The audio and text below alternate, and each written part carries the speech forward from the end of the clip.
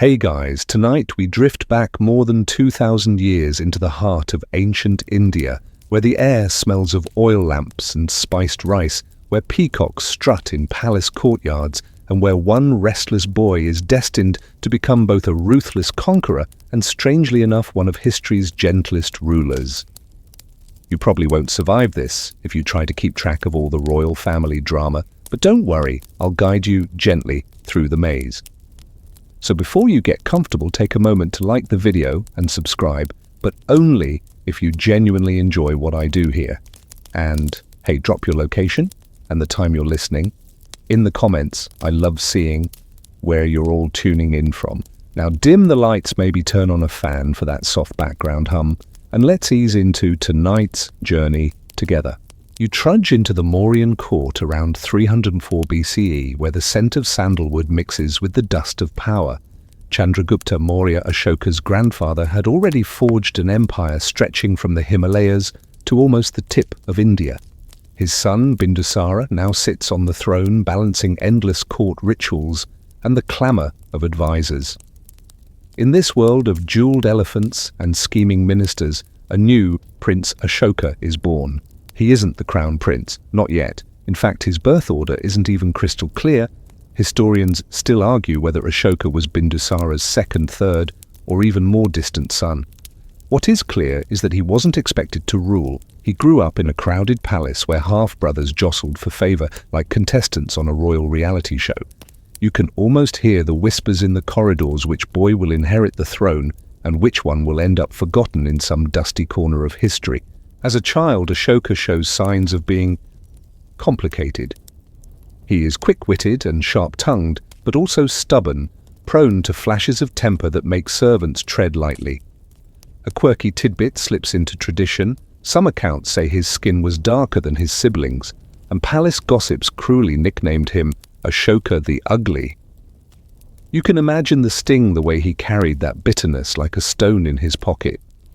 Later, when he was feared across India, that childhood label must have echoed faintly, fueling his determination to outshine them all. The Mauryan palace is no soft nursery. You can picture young Ashoka dodging in and out of echoing halls past soldiers, drilling with spears past tutors, lecturing in Sanskrit past scribes, scratching on palm leaves. Even as a boy, he senses the empire's scale, huge, diverse, messy. Farmers bring grain from river valleys, caravans carry silk from distant lands, and Brahmins chant hymns older than memory. You sit with Ashoka in a shaded garden watching parrots flutter overhead while he learns his first letters carved on clay tablets. Education here is no gentle affair. Philosophy, logic, Vedic rituals, warfare tactics, horse riding. You don't get to grow up soft if your family name is Maurya. And of course, there's the family tension. His father, Bindusara, is powerful, but not particularly affectionate. Picture a stern ruler who expects loyalty above all. Ashoka craves approval, but rarely receives it.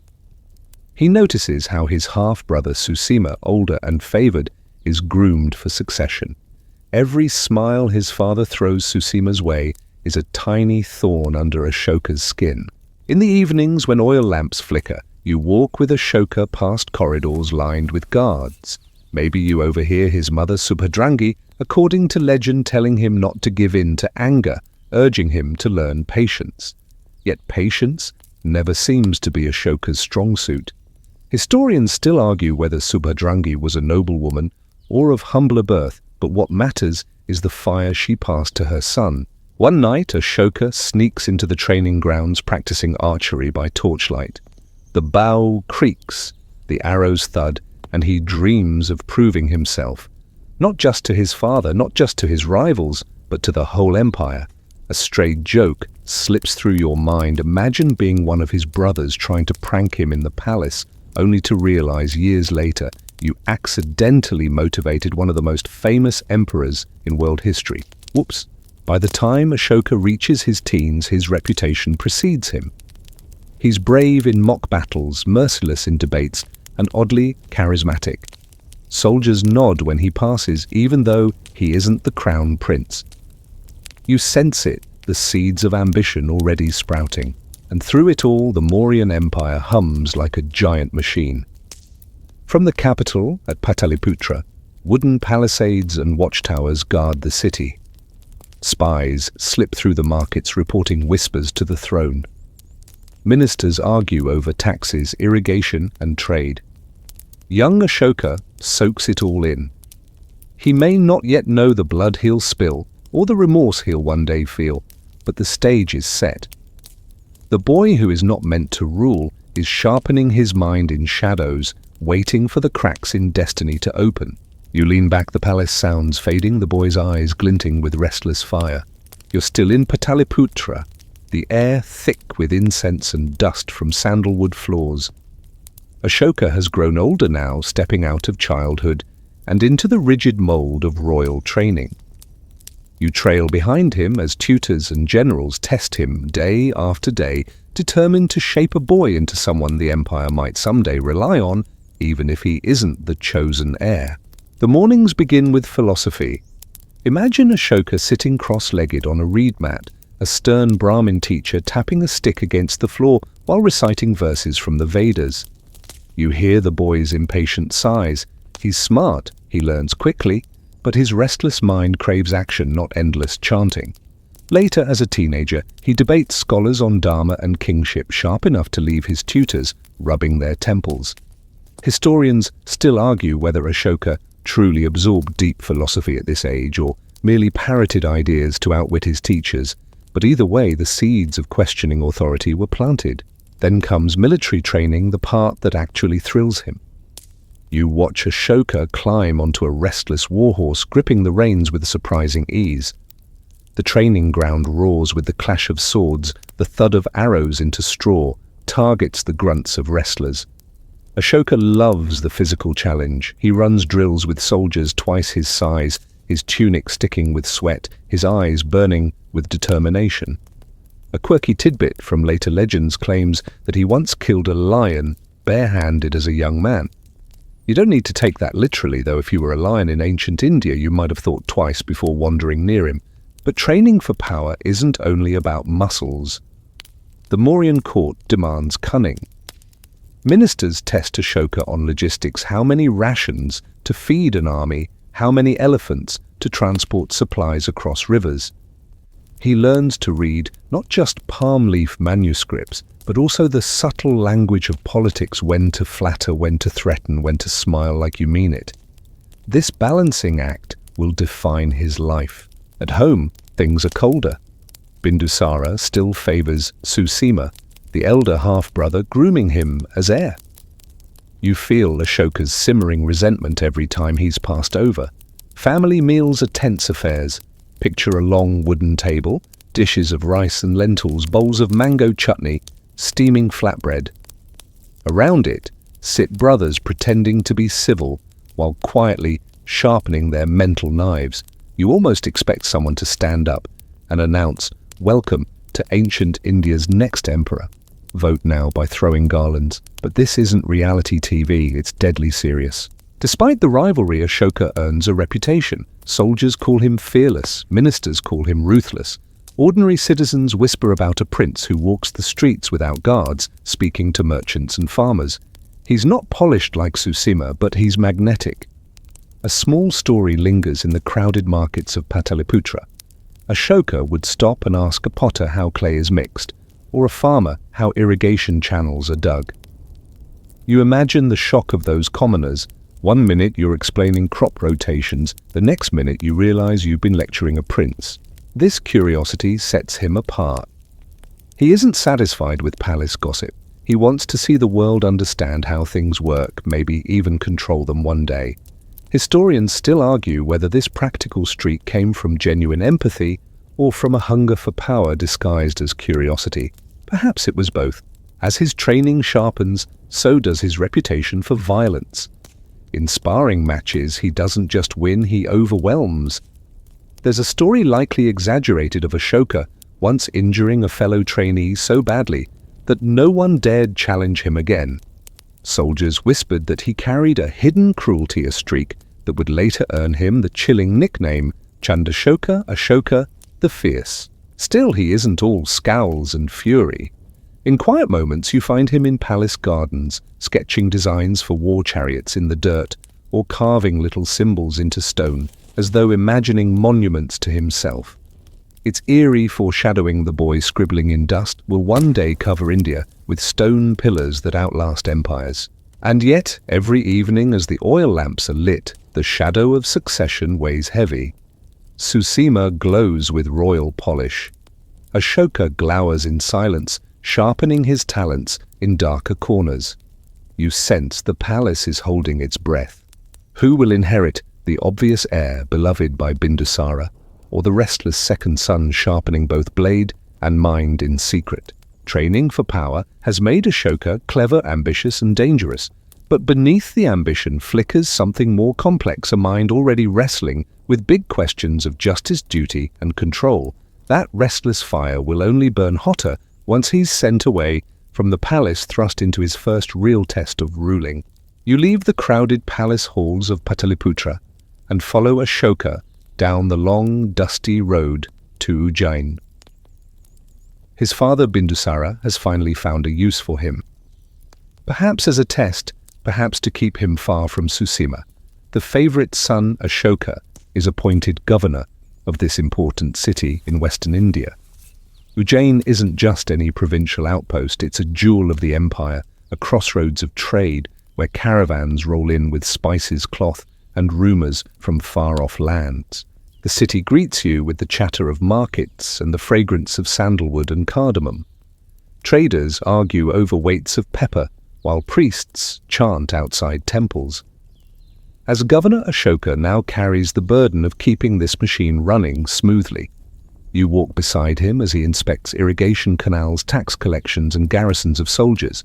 His training pays off. He's practical, decisive, and not afraid to make unpopular decisions. Historians still argue whether his time in Ujjain was marked by genuine efficiency or by the iron fist of intimidation. But one thing is clear, Ashoka leaves an impression. It's also here that his life tilts in unexpected ways. While governing Ujjain, Ashoka meets a woman named Devi, the daughter of a local merchant or noble family. Accounts differ. Unlike the polished princesses of Pataliputra, Devi is down-to-earth, raised in a city buzzing with traders and travelers. You can imagine Ashoka finding her sharp, refreshing, maybe even disarming. A quirky tidbit pops up in tradition. Devi was already sympathetic to Buddhism long before Ashoka himself even considered it. Historians note this with a raised eyebrow. Could it be that his great religious transformation later in life was seeded by this early love? Their relationship deepens, and Devi eventually becomes his wife. In the evenings, you stroll with them along Ujjain's riverbanks, fireflies glowing, the hum of crickets filling the night. You sense Ashoka softening in her company even as he tightens his grip on the city. Love and duty walk side by side. But life in Ujjain isn't all romance and prosperity. Rebellion simmers in the background. Governors always have enemies, and Ashoka's decisive rule makes him unpopular among those who profit from corruption. One legend claims he was once injured in a skirmish, with rebels left with scars that never quite faded. Another story, half historical, half myth, says that Devi nursed him back to health, a scene you can almost picture, an ambitious prince, humbled, tended by gentle hands. The couple has 2 children here, Mahinda, a boy, and Sangamita, a girl. Their names will one day echo across Asia, carried into Sri Lanka as Buddhist missionaries. But for now, they're just the children of a governor growing up in a house filled with both tension and tenderness. You catch glimpses of them playing with clay toys, tugging at their father's robes, while Ashoka broods over taxes and defense. Back in Pataliputra, meanwhile, Susima keeps tightening his grip. Reports travel down the road how the court praises the elder brother, how Bindusara continues to overlook Ashoka. Every glowing word about Susima is a pebble in Ashoka's shoe. And yet, the more time Ashoka spends ruling Ujjain, the more confident he becomes. He isn't just a prince now, he's a leader in his own right. You follow him into the marketplace one afternoon. Instead of staying aloof, he questions a trader about grain prices or a potter about clay shortages. People notice. A prince who listens That's unusual. Some are charmed, others suspicious. Historians still argue whether these interactions showed genuine empathy or were a calculated performance, but either way, they set him apart from the distant nobility. Still the city whispers. Some admire him, others fear him. The darker streak from his training years hasn't disappeared. Soldiers know their governor can be merciless when discipline falters. A joke slips into your mind if Ashoka had Yelp reviews. Back then, they'd probably read strong leadership, fair taxes, terrifying death glares. 3.5 stars would pay tribute again. As months roll into years, Ashoka's reputation spreads beyond Ujjain. Merchants speak of a governor both clever and ruthless, beloved and feared. Ministers back in the capital start to take note. His time here isn't just a provincial assignment, it's his first step onto the stage of empire. And somewhere, in quiet nights with Devi and the children, Ashoka might feel a strange tension. He's torn between two lives, the steady rule of a provincial city, softened by family, and the turbulent game of thrones waiting in Pataliputra. One life could have kept him content. The other will pull him into history's spotlight, drenched in both blood and redemption. You're back in Pataliputra, now the scent of politics thicker than incense. Word of Ashoka's success in Ujjain has reached the palace, and not everyone is happy about it. Susima, the elder half-brother and heir apparent, feels his grip on power slipping like sand through clenched fists. You can almost see the icy looks exchanged when the brothers pass each other in the torch-lit halls. Rivalry in a Mauryan palace isn't like squabbling over who gets the bigger slice of cake. It's daggers in the dark poisoned wine and whispers that can kill. Every courtier, every minister, every servant is a potential spy. You walk with Ashoka down these polished corridors, his sandals echoing his eyes, scanning constantly, knowing one misplaced word could be his undoing. The brothers circle each other like wary tigers. Susima has the official favor, his father's blessing, the robe is the polished speeches. Ashoka has something rawer respect from soldiers and governors who've seen him rule firsthand. The army admires his discipline, the provinces whisper about his decisiveness, and in a kingdom where power ultimately rests on who commands the elephants and infantry, this is no small advantage. Historians still argue about the true extent of Ashoka's rivalry with Susima. Some chronicles describe open hostility, even plots to assassinate one another. Others suggest it was subtler, a smouldering competition that erupted only when Bindusara's health declined. What's clear is that palace life became a chessboard of alliances. Ministers had to pick sides carefully, Susima's refined charm or Ashoka's brutal efficiency. One wrong bet could mean exile or worse. One quirky tidbit survives in legend. Ashoka was once sent to quell unrest in Takshashila, a frontier city notorious for rebellious garrisons. Susima, either jealous or careless, supposedly spread rumors that Ashoka was incompetent. But when Ashoka arrived, the rebellion fizzled and the soldiers welcomed him. Imagine the humiliation back in the capital, Susima trying to spin the story, while Ashoka strolled home with victory tucked under his arm. The rivalry deepens. You sense Ashoka's paranoia growing. He starts trusting fewer people, walking with his hand never far from his sword hilt. Devi, still in Ujjain with their children, feels distant from this poisonous court life. In her absence, Ashoka grows harder, colder. It's as though the tender husband and father stays behind in Ujjain, while the ambitious prince sharpens his teeth in Pataliputra. The palace itself seems to feed the rivalry. Picture golden columns, jeweled peacocks, and a throne raised high like a mountain peak. Around it, courtiers whisper in silk, their loyalties shifting like dice. One day, you're praised. The next day, you're out of favor. Susima plays the game with polished grace, Ashoka with blunt force. Both are dangerous, both are determined. And then there's Bindusara himself. The emperor is aging now, his health faltering. He watches his sons, perhaps sensing the storm brewing, but unable or unwilling to stop it. Some traditions suggest he even grew wary of Ashoka's temper, trying to keep him away from the capital. Others hint that he respected Ashoka's strength, but feared the empire would drown in blood if that son ever took the throne. You can imagine the tension during family ceremonies. Picture a ritual in the palace courtyard, priests chanting, sacred fires blazing, while Susima and Ashoka stand on opposite sides of the pyre, glaring across the flames. To outsiders, it looks like a peaceful ritual. To those in the know, it's a duel without swords. And here's the chilling reality in the Mauryan dynasty. Brotherly rivalry often ended in blood. You don't get to inherit thrones peacefully when dozens of siblings compete for one crown. A dark joke flickers in your mind. Mauryan family reunions must have been the original survivor, except you didn't get voted off the island, you got carried off on a funeral pyre. Still, Ashoka keeps gaining momentum. Soldiers respect him. Provincial governors prefer his decisiveness to Susima's aristocratic heirs. Even some ministers quietly hedge their bets, offering Ashoka support behind closed doors. It's like watching storm clouds gather over a palace garden, inevitable, ominous, unstoppable. Late at night, you find Ashoka alone in his chambers, staring into an oil lamp. His jaw is tight, his eyes shadowed. He knows the rivalry is building towards something violent. He knows he cannot remain the second son forever. The gentle husband from Ujjain still lingers somewhere inside him, but here in Pataliputra, ambition drowns out softer voices. The prince has become a predator, waiting for the moment to strike. The palace air feels heavier now, Bindusara. The emperor grows frail, his health withering like a flame sputtering low. You move through dim corridors with Ashoka, every corner humming with tension.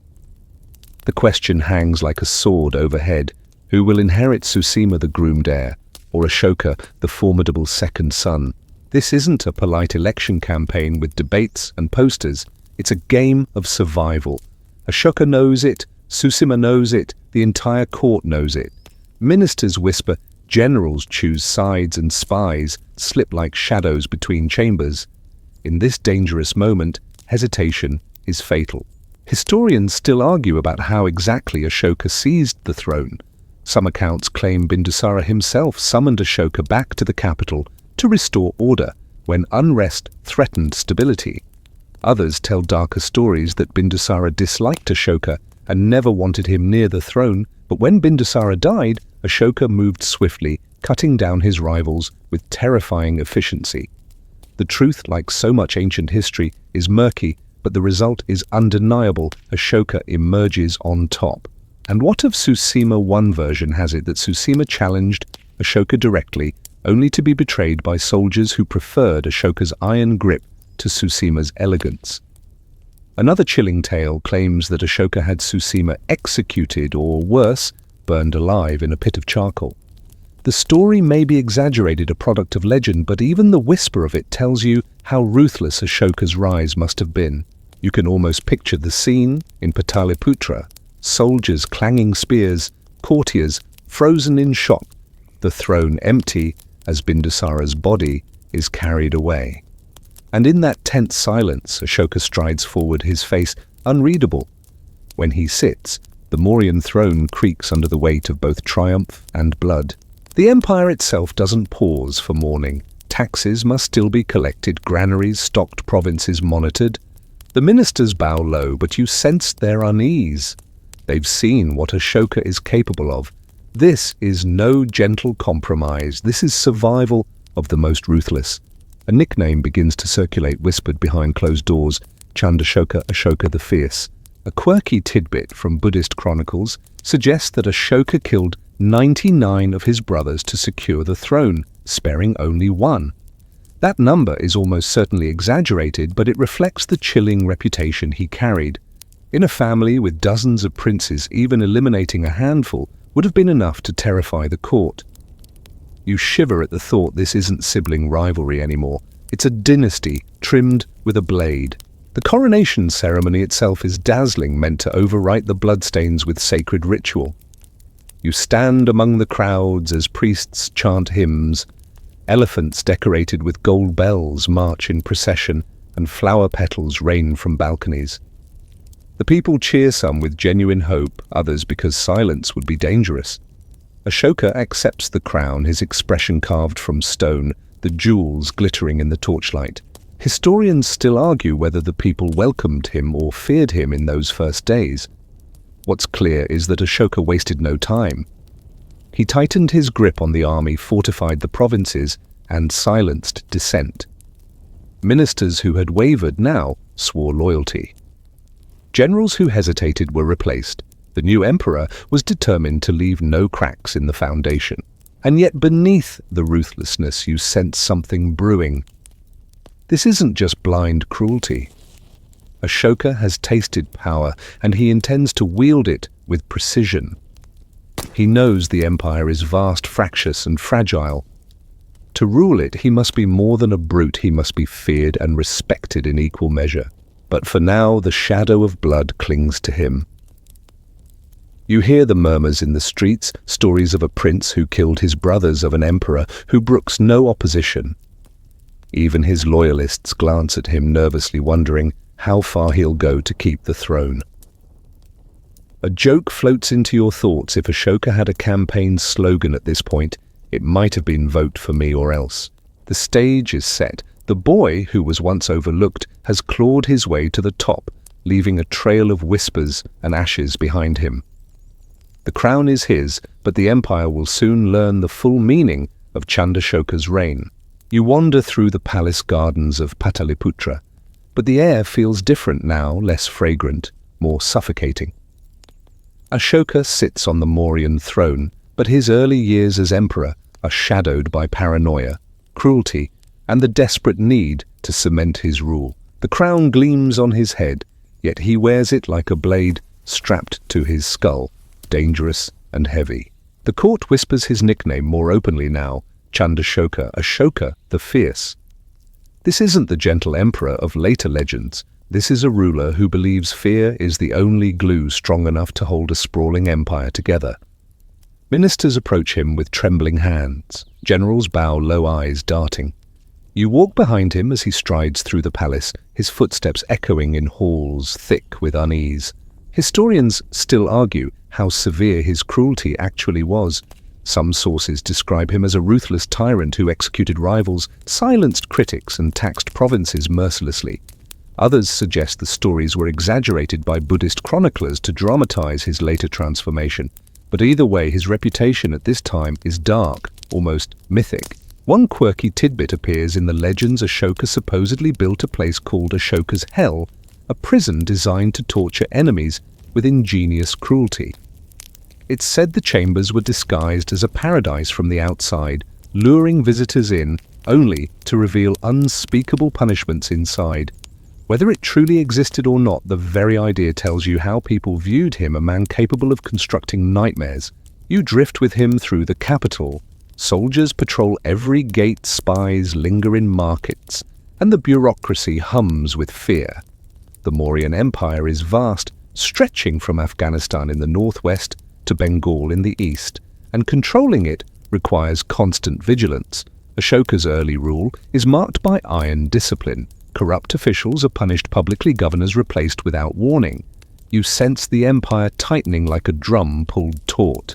But fear doesn't stop at politics. Even within his family, Ashoka's grip is merciless. Some traditions claim he exiled or executed dissenting relatives, ensuring no brother or cousin could challenge him. You think back to the young boy, mocked as ugly in the palace halls. Now he makes sure no one dares whisper against him again. The common people, however, see a mixed picture. Taxes fund grand projects, new fortifications, expanded trade routes, irrigation for farmers. Merchants prosper under his order, though they do so nervously, bowing deeper whenever royal inspectors appear.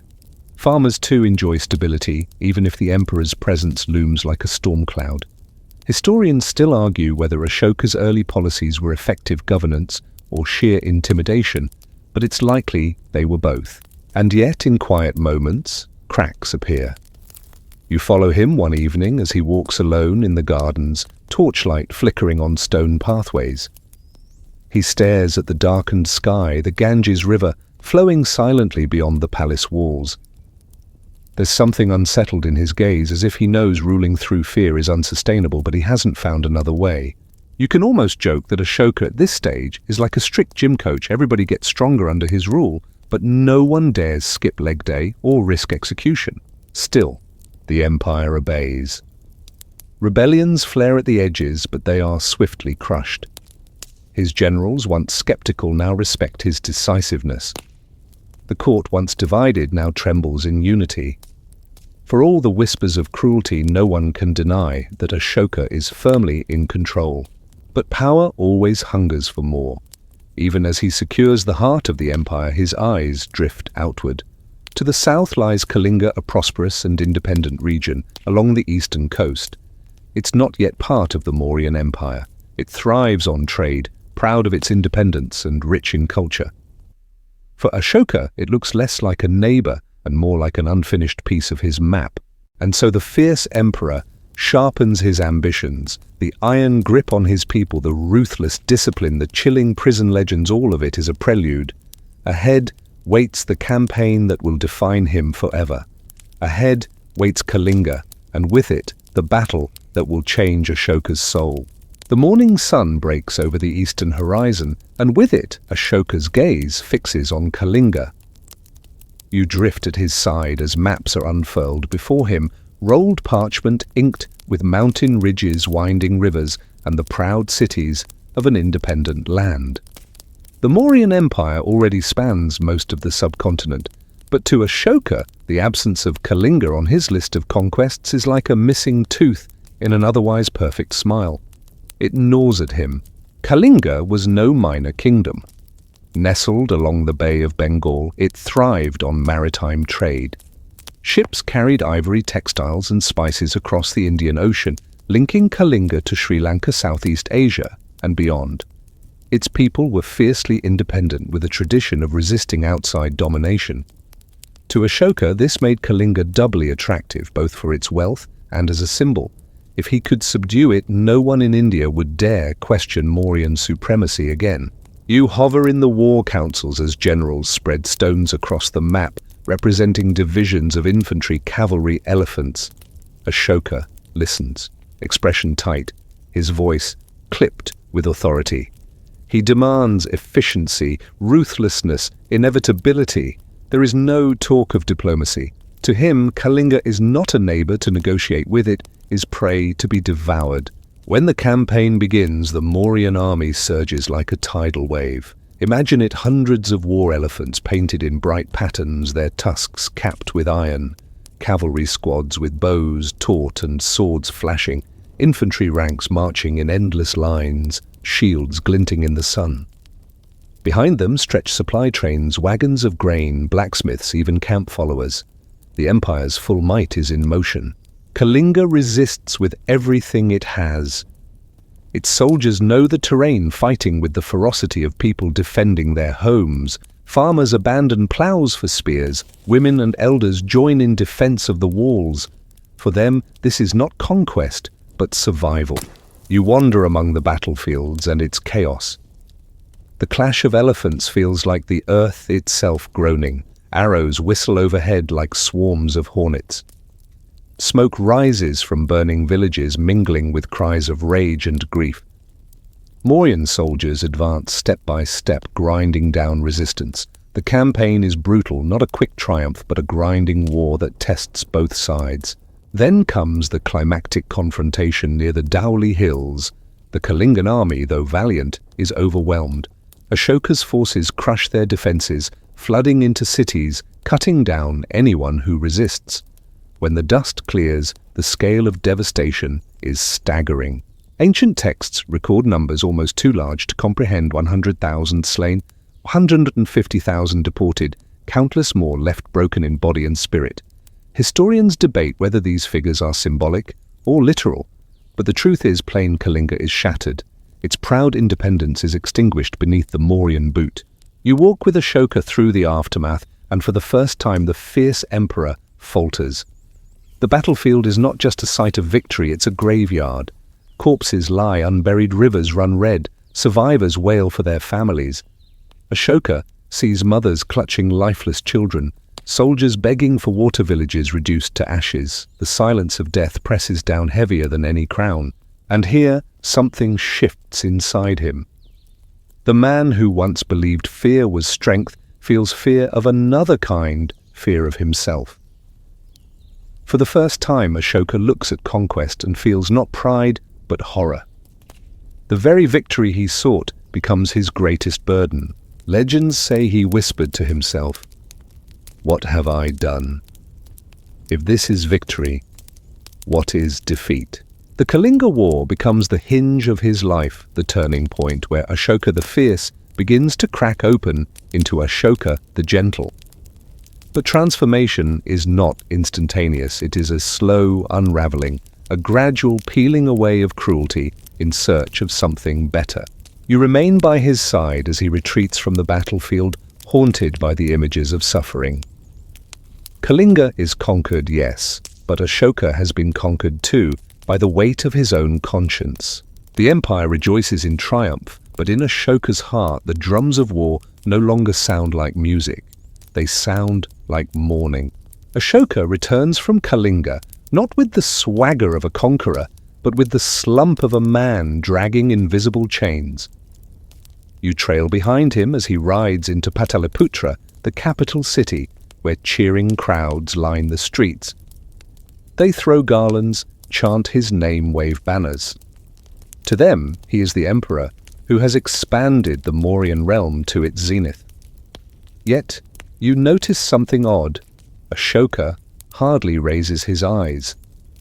The laurels fall around him like snow on stone. Nights become restless. He lies awake, visions replaying in his mind the heaps of bodies, the wailing survivors, the silence of ruined fields. Sleep is fractured by ghosts. You sit with him in the dimly lit chambers as he calls for lamps to be extinguished, only to demand them relit minutes later. No amount of riches, no glory of conquest can quiet the pounding remorse. It's here that the whispers of Dharma, cosmic law, moral order start to reach him. Courtiers and sages speak of Buddhism, a path that has already begun spreading in northern India. The teachings of Siddhartha Gautama the Buddha promise release from suffering not through swords and elephants, but through compassion, mindfulness, and the renunciation of violence. One tale says Ashoka met a humble monk named Upagupta. Picture it, the mighty emperor sitting cross-legged on the palace floor, listening to a saffron-robed teacher calmly explain that hatred never ceases by hatred, but only by love. Historians still argue whether this meeting was literal or symbolic, but the effect on Ashoka is undeniable. At first, the emperor doesn't leap into robes and meditation mats. Instead, his change is gradual, like dawn seeping across a sky. He begins by rejecting hunting trips he once enjoyed. He orders prisoners spared taxes, eased torture, outlawed. He even declares that he himself will no longer kill animals for the royal kitchen, a quirky detail, considering that Mauryan banquets once devoured hundreds of beasts a day. He seeks forgiveness. Imagine the spectacle, an emperor-conqueror of Kalinga bowing his head before villagers declaring sorrow for the suffering he has caused. It's not exactly the kind of PR campaign modern spin doctors would design, sorry about the mass slaughter, but it strikes people deeply. For the first time, Ashoka doesn't want to be feared, he wants to be trusted. Still, not everyone applauds. Some generals grumble in taverns. What use is an emperor who talks about peace? Merchants worry that compassion doesn't protect caravans. Even family members mutter skeptical of this sudden transformation. But Ashoka, haunted and humbled, stays the course. He adopts the name Dharmashoka, Ashoka of Dharma. His mission becomes not conquest by sword, but conquest by righteousness. You notice the shift in language. Where once he spoke of crushing rivals, he now speaks of guiding subjects as though they were his children. The empire in his eyes is not a machine of war, but a family in need of care. There is irony here. The man once nicknamed Chandashoka Ashoka the Cruel begins sending out messages about kindness, tolerance, and respect for all religions. His words reach governors, priests, merchants, even foreign rulers. It's as if a tyrant suddenly became a wellness influencer trading whips for wisdom. You half expect him to tell you to hydrate and practice yoga. Yet beneath the humor, the shift is monumental. In a world where kings measured greatness by slaughter, Ashoka dares to measure it by mercy. Historians still argue whether his remorse was genuine spirituality or savvy politics designed to stabilize an overextended empire. But for you watching him sit quietly among monks' hands, folded, the emperor looks less like a strategist and more like a man trying desperately to heal himself. The transformation is not just personal, it radiates outward. You walk with him through villages where he funds wells, clinics, and shade trees along roads. He bans brutal animal sacrifices. He dispatches healers with herbs to both humans and animals. The empire begins to look less like a war camp and more like a public works project. And yet the shadow of Kalinga never quite leaves him. You sense it in the way his voice softens when he talks of peace, as though every kind act is both a gift and an apology. His embrace of Buddhism is not just about philosophy, it's about redemption. One night, as you sit near his balcony, Ashoka gazes up at the moon. "If only I had found Dharma sooner," he whispers. The silver light spills over the palace walls, and for a brief moment, the restless emperor looks serene. You realize that the conquest of Kalinga was the end of one Ashoka and the beginning of another. The empire had gained new land, but Ashoka had gained a new soul. The empire hums with energy, and you walk alongside Ashoka as his new vision begins to take physical shape. Gone are the days when victory meant fortresses smoking on the horizon. Now victory looks like construction sites, bustling with masons, artisans, and laborers, all working to transform the Mauryan world into a landscape of stone faith and order. You pass along newly paved roads wide enough for carts, horsemen, and yes, the occasional lumbering elephant. Shade trees are planted along their sides, and rest houses sprout like gentle pauses in the empire's long breath. Travelers no longer dread the scorching Indian sun or the endless dust. Instead, they find water, food, and a place to sleep. A small detail perhaps, but to someone trudging barefoot with a sack of grain, it's civilization itself. But it's the stupas that capture your gaze. Monumental, dome-shaped mounds, they rise as if the earth itself has decided to pray. Inside them lie relics of the Buddha ashes bones or symbolic treasures carefully enshrined. Ashoka is said to have ordered the construction of 84,000 stupas across the empire. Historians debate whether that number is realistic or just royal exaggeration, but even if only a fraction existed, the scale is mind-bending. You imagine traveling from one end of India to the other, and never being far from a shining monument whispering the Dharma. Closer still are the stone pillars. You trail masons chiseling their smooth shafts, sometimes 40 feet high, capped with carvings of lions, bulls, or elephants. These are not decorative flourishes, they are declarations. Each pillar carries Ashoka's words, messages etched in scripts that ordinary villagers can see and feel even if they cannot read them. The polished sandstone gleams in the sun, silent yet eloquent, like giant exclamation marks punctuating the land. And oh, the labor involved! Quarries thunder with hammer strikes, oxen groan under loads, engineers fuss with pulleys and ramps. You can almost hear the grunts of 1,000 calloused hands, raising each block into place. A modern joke might be, imagine pitching this idea to taxpayers. Hey, instead of lowering taxes, let's carve inspirational tweets into giant rocks and scatter them everywhere. But somehow, Ashoka makes it work. You also notice his efforts in medicine. Hospitals for people and animals emerge a quirky and compassionate innovation. He dispatches herbalists with knowledge of roots and barks, treating ailments from fevers to snake bites. Even animals receive care. The emperor, who once reveled in royal hunts, now ensures that creatures under his domain find sanctuary rather than slaughter. Yet construction is not only physical. Ashoka is building a moral infrastructure. He sends inspectors of Dharma, known as Dhamma Mahamatras, across the empire. Their job to encourage kindness, honesty, respect for parents, fairness in trade, and tolerance between religions. Imagine government officials today showing up at your house not to collect taxes but to remind you to be nice to your neighbors. Quirky, yes, but it reflects Ashoka's earnest attempt to govern through conscience rather than fear. Still, not all are convinced. Some whisper that the emperor spends more on stone and stupas than on soldiers. Others mutter that an empire cannot be held together by compassion alone.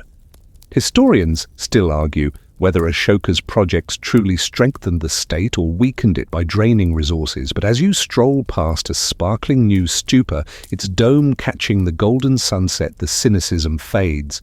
What you see is ambition channeled into creation, not destruction. The most breathtaking of his architectural legacies perhaps is at Sanchi. Their stupas adorned with carved gateways depict scenes from the Buddha's life and stories of Dharma. You stand before these reliefs, running your fingers over the grooves of elephants, lotuses, and processions. It feels like touching the emperor's imagination itself. And it doesn't stop with religion. Ashoka's roads knit together trade, carrying spices, textiles, and ideas across the subcontinent. His irrigation works feed fields, ensuring grain reaches mouths instead of rotting in parched soil. The empire once feared for its swords is now admired for its pillars, wells, and stupas. One evening, you watch Ashoka stroll through a construction site, robes brushing against fresh dust as artisans bow. He pauses before a half-finished pillar fingers grazing the cold stone. "This," he murmurs, "will outlast me." And you realize he's right. Ashoka's conquest of land may one day crumble, but his conquest of memory etched in stone towering against time will echo long after. You follow Ashoka as he strolls through the empire, no longer carrying a sword, but accompanied by scribes and stonemasons.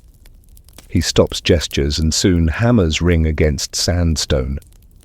What he wants is not another palace, not another fortress, but words. Words carved deep enough to outlast centuries, words meant to whisper across time. These are the edicts of Ashoka. They appear on rocks in remote hillsides, on towering pillars in city centers, and on borderlands where caravans pause. Imagine hiking through the Indian countryside and suddenly stumbling upon a massive stone with neat lines of script carved into it, a sort of ancient roadside billboard, except instead of "buy 2 chariots, get 1 free," it's advice about kindness, tolerance, and self-control. The scripts vary: Brahmi, Kharosti, even Greek and Aramaic in the northwest, where Alexander's legacy still lingered.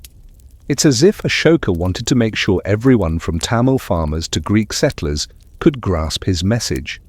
Historians still argue whether most commoners could actually read them, but even illiterates could sense their weight-polished stone pillars capped with roaring lions, bulls, or elephants, towering like silent guardians of the Dharma. The content of the edicts is striking. You lean close, tracing the grooves as they declare bans on needless animal slaughter, promote fairness in governance, and encourage compassion for all living beings. Ashoka writes as though speaking to a vast family. He refers to his subjects as "my children," a phrase both tender and paternalistic. Imagine your head of state sending out an official decree reminding you to respect your parents and avoid gossip. It feels oddly intimate, almost comical, yet disarmingly human. Some edicts are grand, announcing his remorse for Kalinga and his embrace of Dharma. Others are oddly practical instructions for digging wells, planting medicinal herbs, or even guidelines for how officials should treat prisoners. It's like a blend of moral philosophy and a public service announcement. And then there are the quirky details. In one inscription, Ashoka mentions how many animals were slaughtered in his kitchens before he turned toward compassion. He confesses that once hundreds died daily, but now only a few creatures are killed for royal meals. To modern ears, that sounds like a weak flex. Hey, I reduced animal slaughter by 90%, gold star for me, but in context, it shows a ruler genuinely grappling with change. As you linger, you notice the artistry. The famous lion capital of Sarnath, with its 4 majestic lions back-to-back, crowns one pillar. Centuries later, that very symbol becomes India's national emblem, carved onto currency and official documents. You can almost hear Ashoka chuckling across time. "Told you my pillars would outlast me." The edicts also reveal Ashoka's tolerance. Instead of demanding everyone convert to Buddhism, he insists all sects deserve respect. He urges Brahmins, Jains, and other traditions to coexist peacefully. For an emperor with near absolute power, this is astonishing restraint. Historians still debate whether this tolerance was pragmatic, meant to prevent rebellion, or a sincere reflection of his Buddhist faith. Perhaps it was both. There's a strange intimacy to the edicts. Unlike the bombastic proclamations of kings boasting about their conquests, Ashoka's inscriptions confess weakness, express regret, and share personal reflections. Imagine finding a stone in the desert that reads like a diary entry from a king saying, "I'm sorry. I want to do better." That vulnerability makes Ashoka stand out. You watch travelers stop at one of these pillars. Some squint at the Brahmi letters, others simply bow, sensing sacredness. Children run their hands along the cool stone tracing grooves cut centuries earlier. The emperor himself visits occasionally, touching the surface as if making sure his words haven't blown away with the wind. In your ear, his voice lingers. These words are not for my glory, but for the future. They will remind my children and their children that cruelty is easy, but kindness is stronger. And with that you realize Ashoka has carved not just stone, but the very idea of a gentler empire into the bones of the land. You drift now beyond the borders of the Mauryan heartland, following Ashoka's vision as it stretches outward. His armies no longer march with spears and elephants. Instead, his new envoys travel with scriptures, relics, and soft words about Dharma. Where once his empire expanded by conquest, it now expands by persuasion. Ashoka becomes something of a global project manager for Buddhism. He sends out missions, organized, deliberate, almost like diplomatic delegations.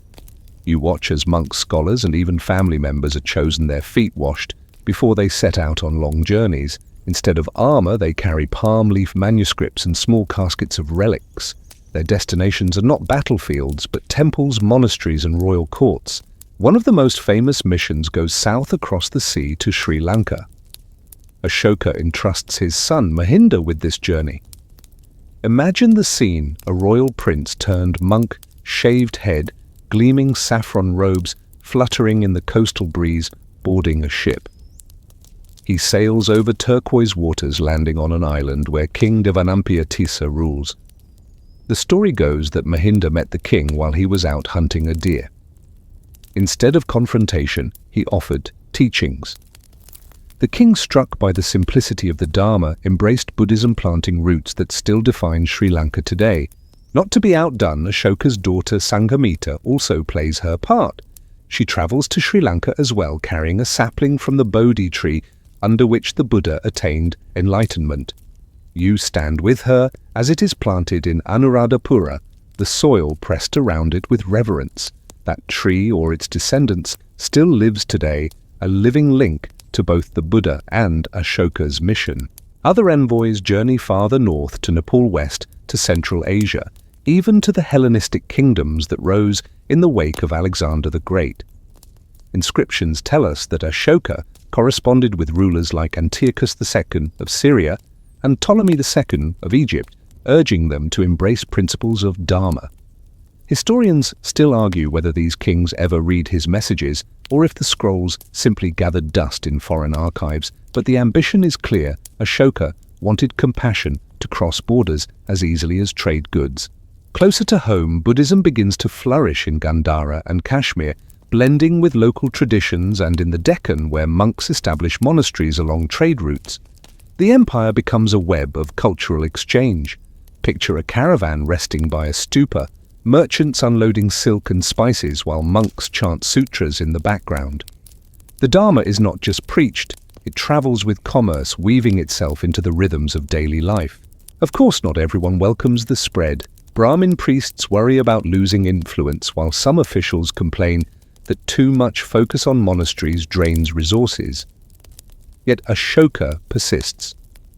His philosophy of conquest by Dharma Dhamma Vijaya becomes his proudest achievement. It is in a way marketing genius.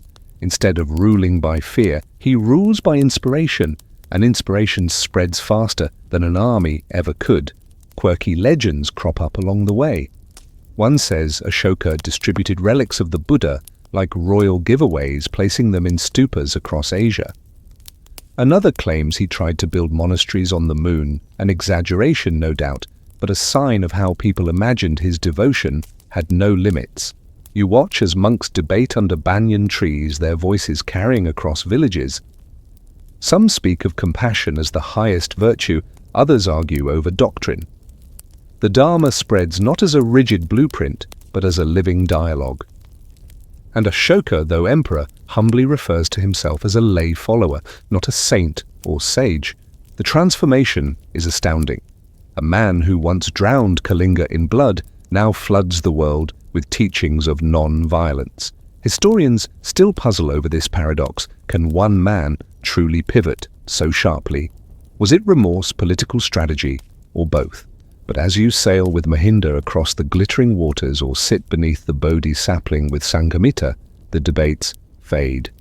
You feel the sincerity in the way Ashoka invests his power, not in conquest, but in a faith meant to ease suffering. The ripples spread outward, reaching lands Ashoka never sets foot in, and you realize while his empire will eventually crumble, these ripples will keep moving centuries into the future, long after the stone pillars have weathered and the Mauryan palaces have turned to dust. You wander now through quieter corridors of Ashoka's palace, where the echo of chanting monks fades, replaced by the muffled whispers of family politics. Even emperors who dream of Dharma must return home to face the messiness of kin. Ashoka's household is large: wives, concubines, sons, daughters, and with them comes both affection and inevitable tension. His marriage to Devi, the noblewoman from Ujjain, had once been a love match.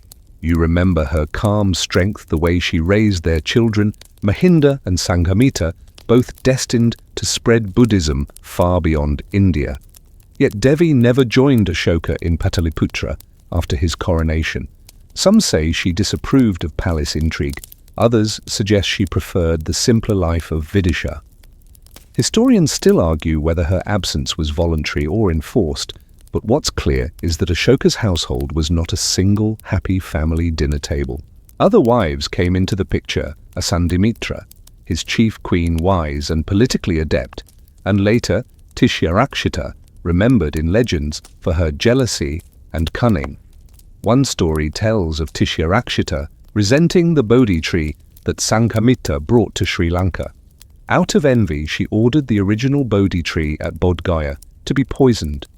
Whether true or not, the tale shows how even the most sacred symbols were not immune to palace drama. Succession became a pressing question.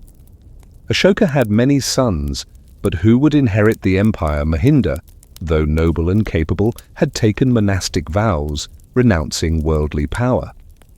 Sanghamitta too was devoted to her spiritual mission. That left the secular sons whose ambitions sparked rivalries. In one grim legend, Ashoka, perhaps in a fit of paranoia, executed 99 of his own brothers to secure his throne earlier in life. If he was capable of that, could his sons trust him? Now, historians still debate whether this mass fratricide is fact or exaggerated folklore, but the image of Ashoka as both loving father and ruthless patriarch lingers uneasily. You overhear hushed arguments in palace chambers. Some sons push for greater roles in governance, others resent the growing influence of Buddhist monks who seem to hold the emperor's ear. Meanwhile, courtiers play their own games, fanning rivalries to increase their power. For all his efforts to govern the empire like a father guiding children, Ashoka finds himself powerless at home, where jealousy and ambition rule the dinner table. There's a poignant contrast. Outside the palace walls, edicts proclaim compassion and harmony. Inside, voices rise, tempers flare, loyalties shift like sand. You can almost imagine Ashoka sighing as he leaves a Dharma assembly filled with serene monks, only to walk into a family squabble about inheritance. And yet moments of tenderness shine through. Letters survive in which Ashoka refers to his children with affection, even pride. He delights in Mahinda's success in Sri Lanka, praises Sanghamitta's devotion, and seems genuinely hopeful that his dynasty will carry on his ideals. For a man once defined by cruelty, this gentleness feels earned. Still, the seeds of discord are undeniable. After Ashoka's death, the Mauryan Empire will not hold together long. Family fractures, weak successors, and rebellious provinces will erode what he built. You sense this foreshadowing in the palace, the way servants exchange nervous glances when succession is mentioned, or how Ashoka himself grows quieter when asked about his heir. One night, as the moon spills silver light into the royal garden, you catch him walking alone, shoulders hunched, murmuring, "If only Dharma could rule hearts as easily as it rules stones." It is a rare confession, stripped of imperial pride. In that moment, Ashoka seems less like a conqueror or philosopher king, and more like any parent worried about the legacy he will leave behind. You drift with him back into the palace where voices of his family rise again in muffled disputes. And you realize for all his achievements, Ashoka cannot conquer the chaos of blood ties. You move now into Ashoka's later years, when the strength in his body begins to wane, though his mind remains sharp. Time has etched lines into his face, and his once firm stride has slowed into a careful walk. Yet even as age takes its toll, he still rises each morning with the same determination to live by Dharma. His empire stretches vast from the mountains of the northwest to the rich deltas of the east, from the arid Deccan to the lush forests near Kalinga. But holding such a realm together is not easy. Governors grow complacent, local kings test their independence, and the machinery of administration groans under its own weight. Ashoka cannot march at the head of an army anymore, so he turns more than ever to words. Stone once used to carve out fortresses and weapons becomes his final army. Across the subcontinent, his masons and scribes continue to inscribe edicts onto pillars and rocks. These late inscriptions take on a softer tone. They are less about condemning cruelty or urging tolerance, and more about reminding people of impermanence, of kindness, of gentleness. Some are even personal, like letters to his officials, "Work without laziness for the welfare of all." They feel almost like the private journal of an old man who knows his time is short, yet wants to leave advice that outlives him. There's a touching humility in these later edicts. One carved on a pillar near Lumbini, the Buddha's birthplace, records Ashoka's pilgrimage there. He exempts the village from taxes, honoring the sacred site. In another, he admits openly, "I have grown in Dharma little by little." Imagine that an emperor ruler of millions confessing that his moral progress is still incomplete. It is the honesty of a man who has stripped away all pretense. His connection with the Sangha, the Buddhist monastic community, deepens. Monks visit him often. Sometimes he speaks with them for hours, other times he simply sits silently while they chant. He donates gardens, wells, and mango groves for their use. To him, these acts of giving are not just royal duties, but personal comforts, small ways to balance the sorrows he still carries from Kalinga. But not all monks are pleased. Factions within Buddhism argue over doctrine.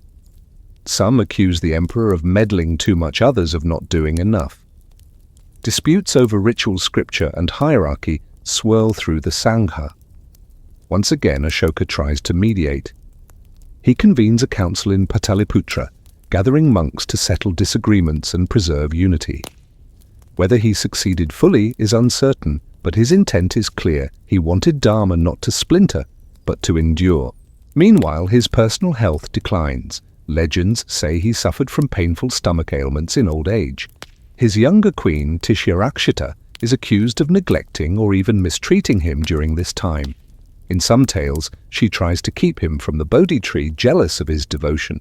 Fact or exaggeration, these stories reflect the loneliness that often shadows his final years. And yet he continues to work. Visitors describe him as thinner, slower, but with eyes that still carry fire. He dictates edicts, reviews petitions, and speaks of Dharma as if time itself were his enemy, and he must hurry to leave behind enough wisdom before it claims him. At night, you find him gazing at the stars above Pataliputra's palace. He whispers to himself, "Even the great kings before me are gone, only their stones remain. Will my stones speak well of me?" It is a haunting question whether his legacy will be remembered as the conqueror of Kalinga or the gentle emperor who followed.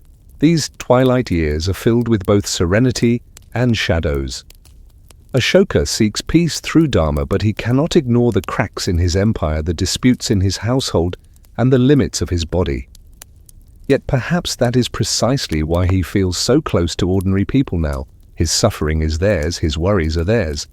In becoming vulnerable, Ashoka at last becomes fully human. And as you watch him close his eyes in meditation, his breath steady though faint, you sense that his journey, soaked in blood, reshaped by remorse, crowned with compassion, is slowly drawing to its end. The day finally comes when Ashoka's long journey begins its final descent. His empire, though still vast, feels fragile. His body, though once mighty enough to command armies, now bends under the weight of years. You walk alongside him as he moves through the palace halls, leaning on a carved staff, the echo of his sandals, a faint reminder of the power he once radiated. He has become something rare among kings, a man who longs not for conquest but for stillness. Courtiers whisper of rebellion in distant provinces, of tax collectors skimming too much, of local rulers growing restless. Yet Ashoka no longer rages at such news. Instead, he sighs softly and says, "What can anger solve now? Let them learn by Dharma, or let time teach them." This is not resignation, it is acceptance, a kind of late wisdom born from exhaustion and clarity. In his private chambers, he spends more time with the relics of the Buddha, particularly the fragments of bone and ashes that by his orders have been divided and enshrined across countless stupas. Each relic is a tether to faith, a reminder that even emperors must bow before impermanence. Sometimes he speaks aloud to these relics as though the Buddha might answer. His voice is calm, almost childlike. "Was I enough? Did I learn what you wanted me to learn?" There are stories that in his last years Ashoka donated much of his personal wealth, so much that he was said to have only a single half of a fruit left to give. Whether literal or exaggerated, the tale captures how deeply he clung to generosity as a final comfort. Historians still argue whether this gesture was recorded fact or later legend, but it endures as a poetic image of a man who once ruled the richest empire of his age, ending with almost nothing for himself. His final days are clouded by family tensions. His sons and grandsons maneuver for power, each hoping to secure succession. Some accounts claim his queen Tishyarakshita betrayed him, while others insist his son Kunala, blinded in his youth, was kept away from the throne out of palace intrigue. These stories are messy, contradictory, and unresolved, but they show how even the greatest emperor cannot control the ambitions of those around him. Despite the turmoil, Ashoka's focus remains inward. He retreats often into meditation, breathing slowly, murmuring passages of Dharma to himself. When courtiers press him for decisions, he answers with parables. Once, when asked about handling a rebellious province, he supposedly replied, "Water a tree with kindness, not with fire." The roots drink more deeply that way. It frustrates generals but delights monks. As the end draws near, he calls his family together. His voice is faint but steady as he tells them, "The kingdom is not mine. It is the people's. Rule with compassion or rule will crumble." Some nod politely, others glance away, already thinking of power rather than Dharma. He notices this, yet he does not despair. His words are now seeds. Whether they grow or not is no longer in his control. On his last morning, the sun rises softly over Pataliputra, lighting the Ganges like liquid gold. Ashoka sits near a window, wrapped in simple cloth rather than royal finery. He gazes outward, his lips forming a faint smile. A monk chants nearby, the sound low and steady like a heartbeat. Ashoka closes his eyes, exhales, and seems to melt into the hum. And just like that, the emperor who once commanded the bloodiest battles, who once wept over the fields of Kalinga, who once carved words into stone so that strangers centuries later might still hear, his voice is gone. Not with a roar, but with a whisper. His empire will fracture in the years ahead. Successors will quarrel, provinces will break away, and the Mauryan dynasty itself will fade into history. But Ashoka's legacy, his dream of Dharma, his insistence on compassion, his humility in admitting mistakes, will ripple far beyond borders or bloodlines. You feel it even now, sitting in the quiet after his passing. His life was messy, flawed, glorious, and gentle. And like the edicts he left behind, his story continues to speak not as the tale of an untouchable emperor, but as a reminder that even power can bend toward kindness in the end. The silence after Ashoka's death is almost eerie. The palace that once thrummed with the shuffle of scribes, the clang of armor, and the quiet steps of monks now feels hushed, as if the very walls are holding their breath. You can almost hear the faint scratch of chisels on stone somewhere far away, the last echoes of his edicts being carved into permanence. But the empire itself stirs uneasily. Without Ashoka's presence, the Mauryan realm begins to crack. His successors, lacking his vision or his restraint, squabble over power. Provinces peel away like bark from an old tree. The bureaucracy he built groans without his steady hand, and distant governors begin to act more like kings in their own right. Within 50 years of his passing, the once great Mauryan Empire shrinks drastically, a ghost of its former self. Yet what survives is not the map of borders, but the map of ideas. Ashoka's inscriptions, those pillars and rock edicts, scattered like breadcrumbs across India and beyond, stand as silent teachers. Villagers pass them daily, rubbing their hands against the smooth stone. Reading aloud the emperor's strange but gentle words, urging kindness to animals, fairness to prisoners, patience with neighbors. These stones become the voice of a ruler long gone, whispering reminders to generations who never saw his face. His reach travels far beyond India. The monks he supported journeyed across mountains and seas, carrying with them the stories of both the Buddha and the emperor who spread his teachings. In Sri Lanka, legends remember him as the king who sent his own son Mahinda to spread Dharma. In Central Asia and later in China, the seeds of Buddhism bear fruit, and though many there never hear Ashoka's name, his hand is invisibly at work in their faith.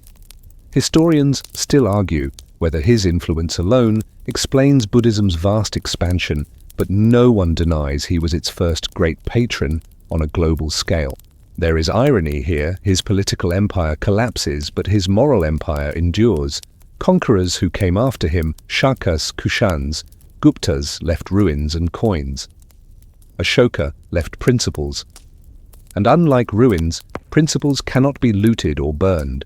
They linger like a scent in the air, as centuries roll on his memory shifts. For some he becomes a half-legendary figure, the Dharmaraja or righteous king. In Buddhist texts he appears as both flawed and exalted, a man who began as fierce as a lion and ended as gentle as a dove. Archaeologists in the modern era rediscovered his pillars still standing tall in villages where farmers had leaned carts against them for centuries. The most famous of these, the lion capital of Sarnath, with its proud 4 lions facing the directions of the world, is now the emblem of modern India. Imagine that an emperor forgotten for ages, now silently stamped on passports and currency, reborn as a national symbol. You think back to Ashoka himself sitting at his window in those final days, whispering doubts about whether his stones would speak well of him. The answer is yes, they still do.